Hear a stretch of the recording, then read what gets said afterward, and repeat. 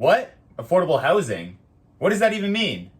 I don't know, I live in the GTA. What's up everyone, welcome back. It's Nick Vasquez here, and in today's video we're going to talk about the affordable housing issue in Canada and what each of the three major federal parties are going to do to try and fix the problem. Before we get into it, I do want to say if this video is helpful for you, please do me a huge favor and click the like button, hit that subscribe button, and if you're feeling a little extra generous, just tap that little notification bell so you can see all of my next videos. Let's get right into it. So first off, I want to start with this question. How did this mess even get started? It's no surprise that home prices have skyrocketed. Especially since the pandemic started, home prices across the GTA have gone up like 30%. And the truth of the matter is that home prices have been going up like crazy for a long time, well before the pandemic started. I'm sure you've seen this little graphic before, but it's pretty astounding to see how much prices have grown in the last 10 years within the GTA. Take a look at the detached home price, for example. In 2011, it cost around $450,000 to buy a detached home in Toronto. In 2021, that same house is going to cost you $1.24 million.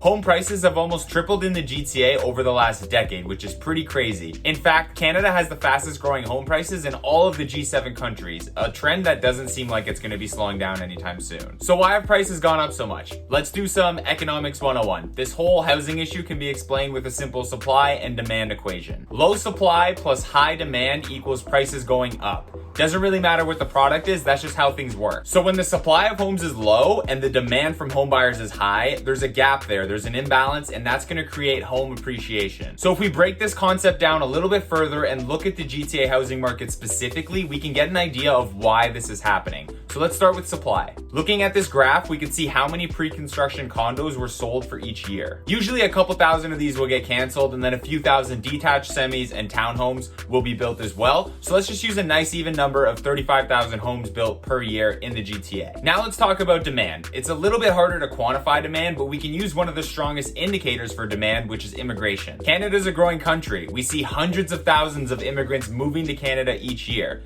And in the GTA specifically, we see over 100,000 new immigrants coming into the city. The need for housing will always increase proportionately to the population growth. Everyone needs somewhere to live, right? In 2019, we saw about 118,000 people move into the GTA. That's 118,000 people moving to a city that's only producing 35,000 homes. I don't need to do the math for you to see how crazy imbalanced that is. And before you say, wait a minute, not all of those people are gonna live in one individual house for each person. What about the families, right?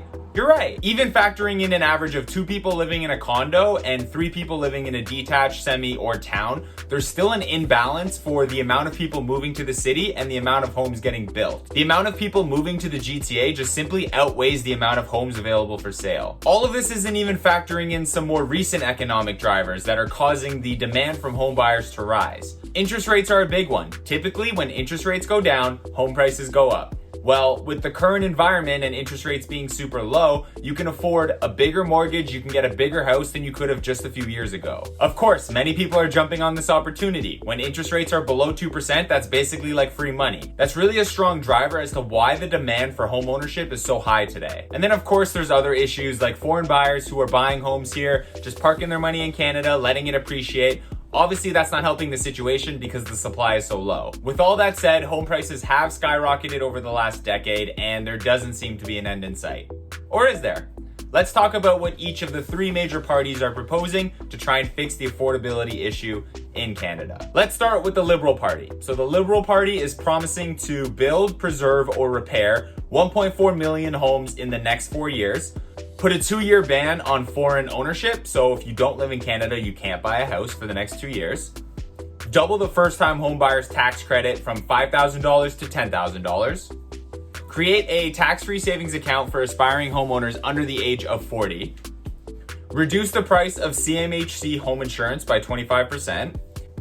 Introduce a home buyer's bill of rights that would make blind bidding illegal and give home buyers the right to a home inspection. And if you want to know about the whole blind bidding thing, when you put in an offer on a property, you're not allowed to know what other parties are offering. So if you're competing against 20 people, you're not going to know what the 20 offers are. You're just going to know that there are 20 offers. So they're proposing that it'll be an open system where you can see what other people are offering. I'll talk about this more a little bit later in the video, but let's keep going with what they're going to do. All right, so they're promising to implement a tax on empty homes owned by people who don't live in Canada.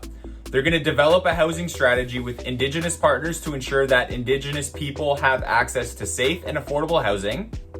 They're going to put an end to renovictions by making landlords report the rent before and after the renovations, and then imposing a surtax on any excessive rent increases.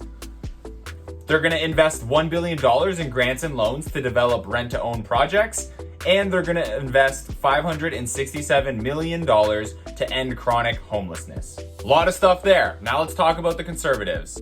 The Conservative Party is promising to build 1 million new homes over the next 3 years, put a 2-year ban on foreign ownership, use at least 15% of the federal government's 37,000 buildings for housing through conversions and things like that, encourage Canadians to invest in rental housing by allowing landlords to defer paying capital gain taxes if they invest it into a larger investment property. The United States has something similar to this. It's called a 1031 exchange. So if you have a rental, let's say it's a single family house, you can sell that and then buy a duplex or a triplex. You just have to buy a bigger property, and basically you could defer paying taxes on the sale of that home. So it's interesting that they're proposing to do something similar in Canada, because currently there is nothing like that here. Back into it again. Converting unneeded office space into housing.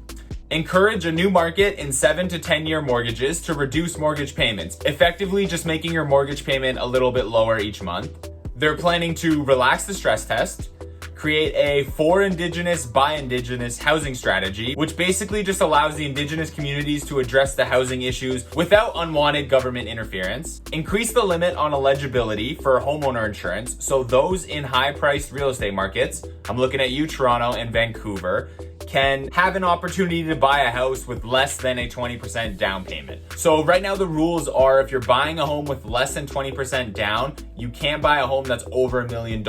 Obviously, if you're in Toronto or Vancouver, home prices are averaging above that, so it's really hard to get a home that might be suitable. So I guess with this is what they're proposing is that if the home price is over $1 million, they'll change the rules so you can still put less than 20% down. I don't know, we'll have to see how that goes if they end up getting elected. And finally, the last thing they're going to do is invest $325 million over the next 3 years to create 1,000 residential drug treatment beds and build 50 recovery community centers to end homelessness. All right, a lot of stuff there. Now let's go to the NDP. The NDP is promising to create 500,000 affordable housing units over the next 10 years, with half of that being done within 5 years, which is probably a little more realistic than the Liberals and Conservatives' plan. Impose a 20% tax on foreign home buyers. They want to make the construction easier for affordable homes by waiving the federal portion of the GST and HST. Implement Fast Start funds, which basically will just accelerate the application process for co-op and nonprofit social housing projects. They want to double the homebuyer's tax credit, same thing as the Liberals. Help people borrow more by increasing the mortgage amortization period, which is basically just the total length of time it takes to pay off a loan. They want to increase it from 25 to 30 years, which would reduce your monthly mortgage payment and make it easier to afford a home. They also want to create a registry to increase homeownership transparency and stop money laundering. And they also want to work towards ending homelessness within the next decade. I believe the way they said they're going to do it is basically with everything else I just mentioned that they're planning to do. So, lots of info there with some good ideas and some meh. Of course, none of this is a guarantee that it's going to fix the affordability issue in Canada, and honestly, who knows if a lot of this stuff's even going to get done, right? But at least each party is acknowledging that there is a big issue here, and they all have a plan in place to try and fix that problem. Who do you think has the best plan to fix the housing issue here in Canada? Drop a comment below and let me know. I want to know what you think. I'll tell you some of my thoughts. As a real estate agent, I'm looking at these plans, and a lot of these things seem good for people who are trying to get into the market, first-time home buyers. But most of these promises aren't tackling the underlying issue, which is the supply problem. Of course, all the parties are proposing that they're going to be building new houses, but that takes time, and who knows if they're even going to hit their target numbers. It seems like a lot of these plans are incentivizing first-time home buyers and people that are trying to get into the market. And while I do think that's a good thing, it is going to increase demand. If you make it easier for people to buy a home, then more and more people are going to buy.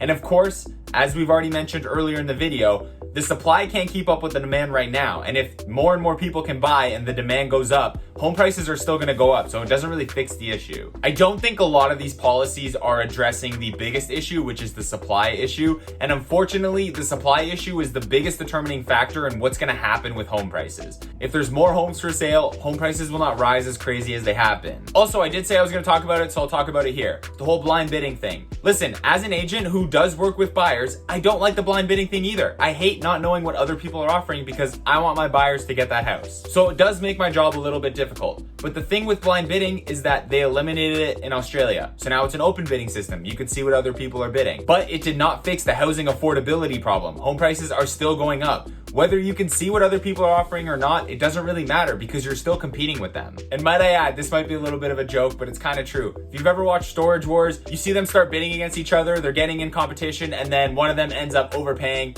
and then regrets it. That does happen in an open auction system. It becomes less of, I want to buy this house, and more of, I want to beat that other person because they keep outbidding me. So either way, if they do eliminate blind bidding, I don't think it's going to solve the affordability issue. I mean, like I said, they're doing it in Australia and prices are still skyrocketing, so that's not really a solution. Anyways, please drop a comment in the comment section below. I do want to know what you think. Who do you think has the best plan to tackle the whole housing issue here in Canada? Let me know. I really hope this video was helpful for you. If you have any questions or you are thinking of buying or selling a home in the GTA, please feel free to reach out to me. My contact info is below. You can hit me up whatever way works for you. If you want to start looking at houses or you want to develop a plan to get you closer to your goals, or even just talk about how to maximize the sale of your house, just reach out to me and we can start having those conversations. Thank you so much for watching the video. I appreciate each and every one of you. If you like the video, please hit the like button. We've got some great videos coming out, so double check, make sure you are subscribed and tap that little notification bell. Until next time, enjoy yourself and have a great week.